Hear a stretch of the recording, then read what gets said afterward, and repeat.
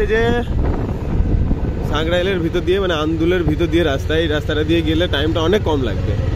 আর কেউ যদি মেদিনীপুরের দিক থেকে আসে কিংবা অন্যান্য দিক থেকে আসে তাহলে এই রাস্তাটা দিয়ে ঢুকতে পারে কোনো রকমভাবে, তো এটা দিয়ে অনেক শর্টকাট হবে। হ্যাঁ, ধুলাবাড় দিয়ে ঢুকতে পারবে। কিন্তু আন্দুল ওমপুরহাটের ভিতর দিয়ে যেতে গেলে গ্যাঞ্জাম রাস্তা, কিন্তু এই রাস্তা অনেক ফাঁকা ফাঁকা রাস্তা।